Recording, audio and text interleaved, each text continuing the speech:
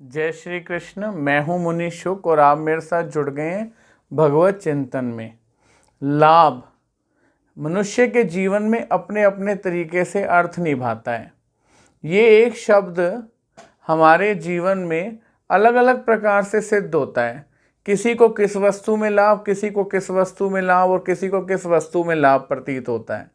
हो सकता है किसी का नुकसान किसी के लिए लाभ और किसी का लाभ किसी के लिए नुकसान हो सकता है। और इस लाभ को प्राप्त करने के लिए, अपने जीवन में फ़ायदा प्राप्त करने के लिए या सुख शांति प्राप्त करने के लिए हम तरह तरह के उपाय करते हैं। हो सकता है हम ताबीज़ भी बांधते हो, कोई धागा भी बांधते हो। तो आज एक ताबीज़ और बांध लो, आज एक धागा ये भी बांध लो।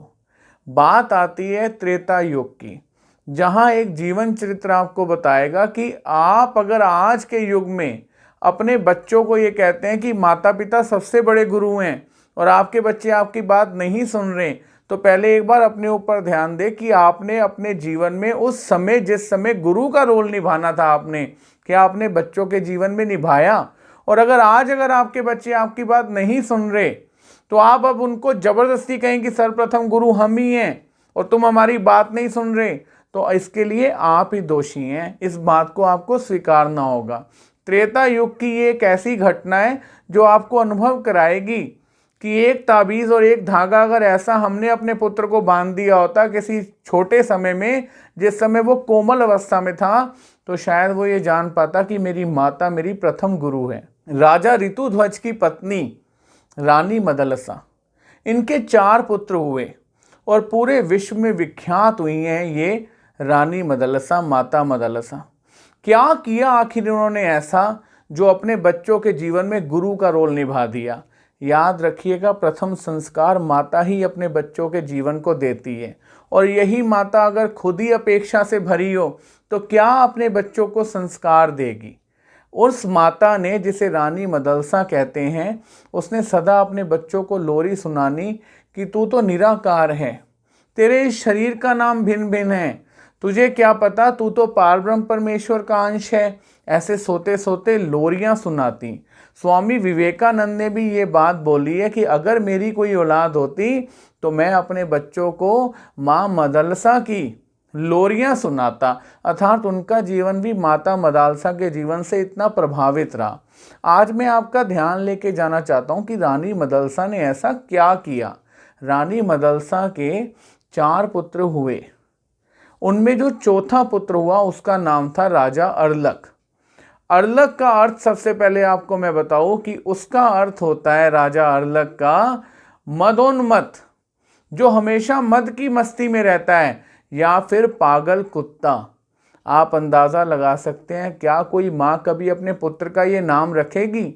लेकिन 3 बार ऋतुध्वज की पत्नी से जो पुत्र प्राप्त हुए और उन तीनों को सन्यासी बनाने के बाद चौथे पुत्र के समय राजा ऋतुध्वज ने माता मदालसा के चरण पकड़ लिए कि अब तो कोई औलाद छोड़ दो जो इस राजपाट को संभाल ले।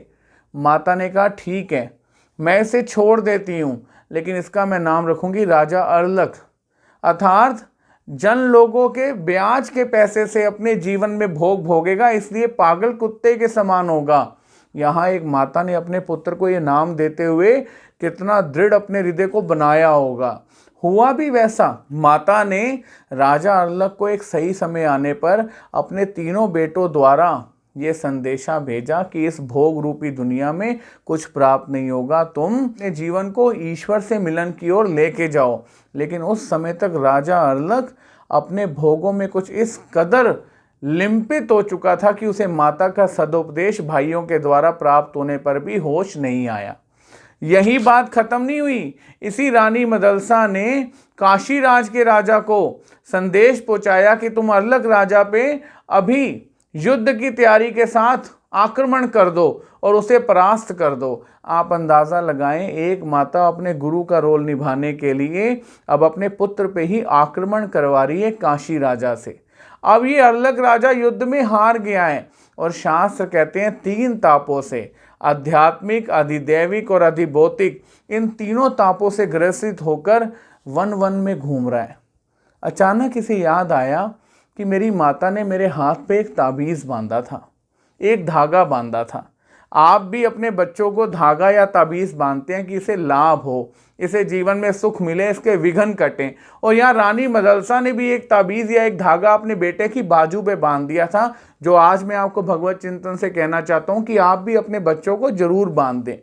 उस जैसे राजा अर्लक को याद आया कि उस धागे को खोल के मैं पढ़ूँ तो सही कि मेरी माता ने बुरे समय में क्या संदेश दिया था, तो जैसे ही वो धागा खोला तो उसमें लिखा था कि तुम पुत्र सह्याद्री पर्वत पे श्री दत्तात्रेय महाराज की शरण में आ जाओ। इस संदेश को पढ़ के राजा अर्लक सह्याद्री पर्वत की तरफ चल पड़ा, जहां उनकी भेंट अत्रि ऋषि और अनुसुईया माता के पुत्र भगवान श्री दत्तात्रेय महाराज से हुई।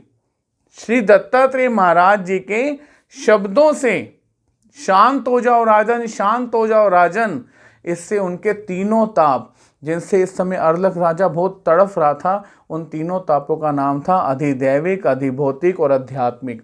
और इन्हीं तीनों तापों से आज सारे संसार के लोग त्रस्त हुए पड़े हैं। लेकिन कोई माँ हमें अगर मिल जाती जो एक ताबीज हमारे यहाँ पे बांध देती, धागा बांध देती, जो ये हमें निरूपण करता कि बुरे समय में ईश्वर की शरण ग्रहण करो, जो तुम्हें सुख की राह दिखाएगा, तो शायद हम भी ईश्वर के दर्शनों के पात्र बन जाते। यहाँ माता ने सर्वप्रथम ये बताया कि जिस भी पुत्र को माँ ने संसार की ओर धकेला है वो अर्लक की तरह बरतेगा। और आप अंदाज़ा लगा सकते हो आज हम कितना बोलते हैं कि माँ बाप की कोई कदर नहीं है। उसका मुख्य कारण ये है कि हमने सही समय पे अपने बच्चों को सही ज्ञान और संस्कार नहीं दिए। बहुत बड़े बनने की सजेशन दी, बहुत बड़ा अमीर व्यक्ति बनने की सजेशन दी, और उसका फल ये हुआ कि माँ बाप की इज्जत करना ही भूल गया। आज मैं आपको यहाँ ये बताना चाहता हूँ कि हो सके तो अपने बच्चों को रानी मदलसा की तरह एक ताबीज या एक धागा जरूर बांध दें, जो उन्हें ये बताए कि इस जीवन में मद में मस्त होने का कोई फ़ायदा नहीं है। वो एक पागल कुत्ते के समान है। कोशिश करो सही समय रहते ईश्वर का भजन जोड़ो, जो तुम्हारे सुख का कारण बनेगा और तुम्हें तीनों तापों से मुक्त करेगा। जय श्री कृष्ण।